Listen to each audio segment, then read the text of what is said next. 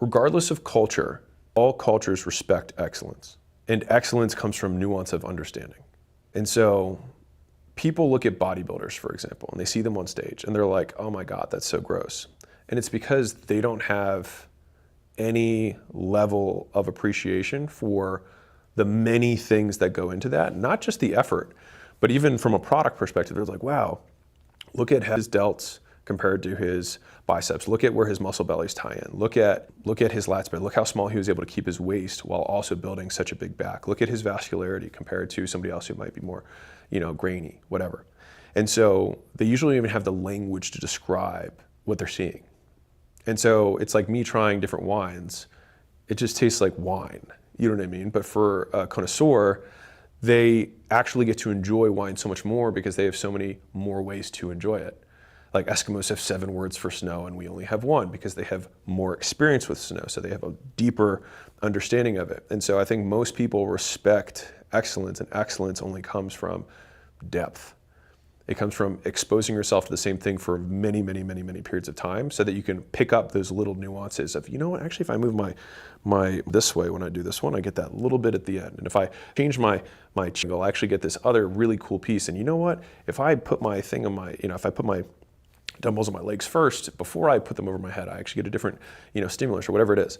And like that just comes from reps, which is why there's a really great, in the iron game, there's a great culture of passing down these little nuances. And that's kind of like all apprenticeships, even though it's not a work for a job. Well, I guess for the top bodybuilders it is, but for most people it's not a job. But there's a craft to it. And I think just being a student of the craft is the goal. And so this is also for the guys who are out there who want to be more respected. You will always get respect for work. Chinese, Mexican, black, white, Asian, gay, straight, whatever. You work your ass off, people will respect you for it. Now the problem comes when you think you're working your ass off, but you really aren't working that hard. And that's where the disconnect is. It's like, I work so hard, but it's kind of like the 10 hours of prep for a presentation versus 30. It's like, you think you're working hard until you see what hard looks like. And then you're like, fuck, I wasn't even working nearly as hard. I measure myself on output based on how much of the work that I do is correct and done. And so I can usually see if my rate of work has slowed down because I've been doing this for a long enough period of time that I can tell when if I'm making slides for a presentation, that it's like my rate of work starts to really drop, or my quality of work starts to drop, or if I'm writing, my quality or my speed starts to drop. So like I know when that happens. Sometimes it takes longer to get there, sometimes it takes less time. I think that does take some time. I think in the beginning though, you should expect junk work, as in like junk volume, where, and this is a hard one, but you have to get over it, is that while you're still learning it, let's say you reached your point of maximum like production at hour 5, and then you still have like another 5 hours of work. I would say do the extra hours of work, because you won't know what that limit is until you get there. And if the next 5 hours of work, when you come back the next day, you look at it with fresh eyes and you say like, this isn't good enough, I wouldn't see it as a loss. I would see that your ability to see that it wasn't good enough, you would only be able to do if you had already done the 5 hours of junk work, and that still got you further ahead than if you hadn't done it at all. And so even if I delete everything, I still have everything in my head. So like, for example, we've made videos before where we'll do the entire video, and at the very end, we're like, I feel like we could just do that one again and make it better. And then we do it again and it is way better. So it's not that the first video was a waste, it was the first video set up the second video, or the first and second set up the third. And so Leeds had 19 drafts. Like the 18th set up the 19th. And it's not that the first 18 were a waste, it was just that they were steps. And so it's just that, I'll go biblical on you again, but I can't remember the proverb, but it says, in all work there is profit, which I like the more rhetorical way of saying like, the work works on you more than you work on it, which is that you always benefit from work. In all work, there is profit. In all work, there is benefit. And because like the 5 hours extra that you do editing and then you realize the next day, it's not that profitable for you. It's not that you didn't benefit from it. You benefited from it. And then once you benefit from it, that comes back out in the work benefits. And so I used to say this when I was growing businesses earlier. I said either the business grows or I grow, or both. But like one of them's happening. Because if the business is growing, great. I might not be growing at all. Maybe I am, but the business is growing for sure. The business stops growing, it's getting hard. So I start growing. And then once I grow enough, the business starts growing again. And so like growth is always happening. It's just where you're measuring it.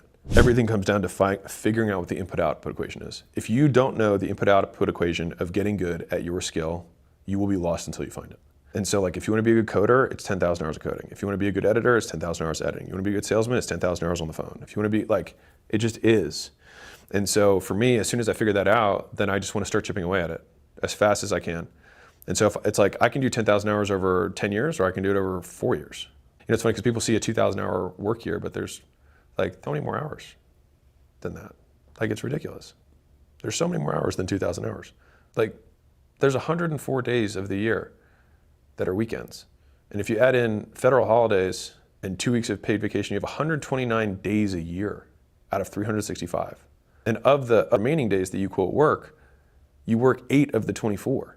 So like, there's so many more hours that you can do stuff and get better than people give themselves credit for. Find the input-output equation and then dump as much as you possibly can into the input side and get rid of everything that interferes with it, which also means the people in your life who interfere with you doing the input-output equation, the environmental cues, so as in like, if you, like I work in as closely as I can in no windows, no sound. That's how I work. I don't want any distractions. Some people work better with whatever. I have a hard time believing that. Maybe they enjoy working more. I doubt they work better. Some people are like, I listen to music when I work. There's just a ton of research that shows that that's just, like empirically you work less well.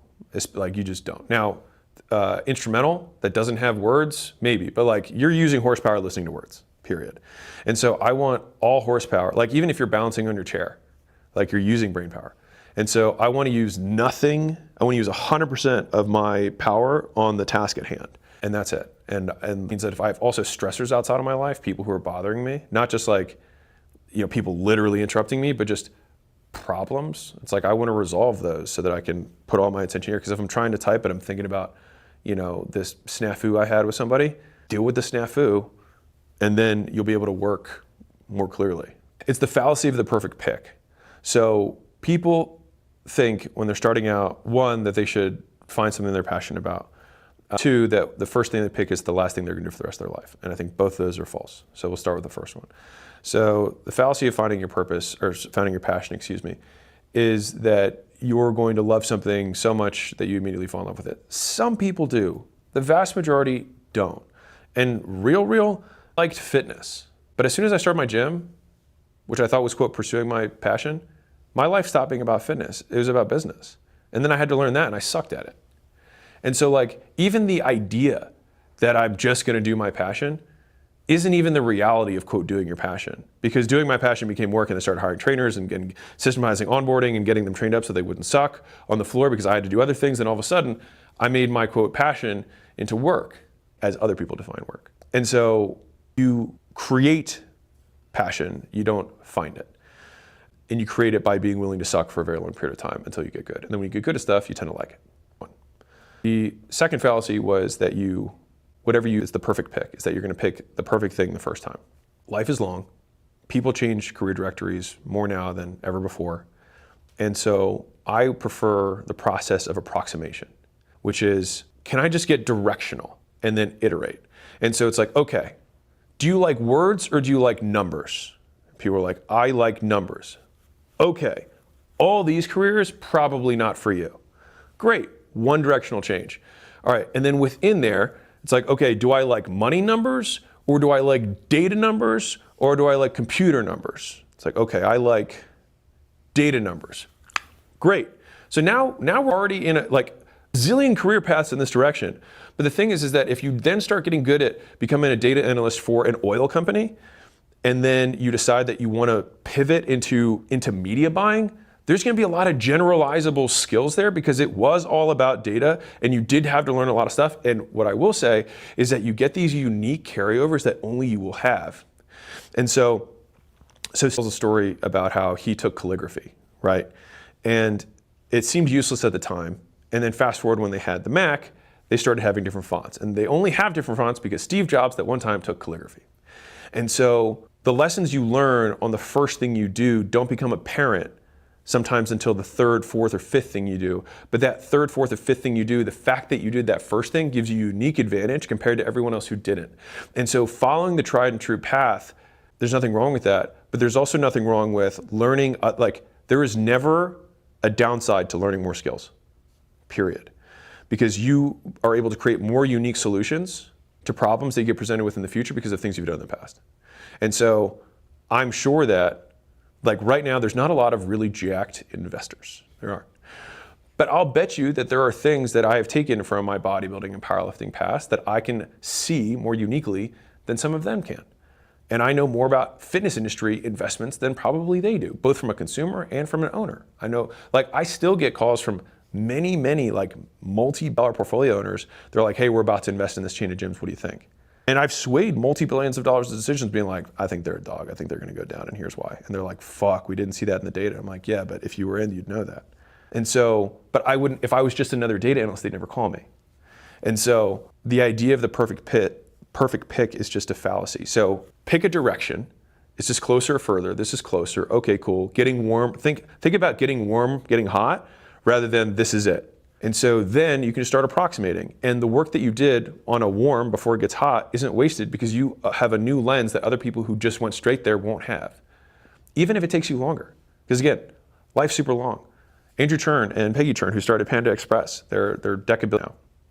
They started their first location at 40 years ago.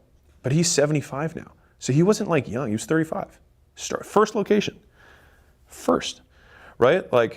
And they're richer than most people are or will ever be. And so if it takes you 10 years or 20 years, it's fine. But I'll also bet you that now I have to learn this from them, but I'll bet you they did things before Panda Express that had nothing to do with running Chinese chicken shops, right?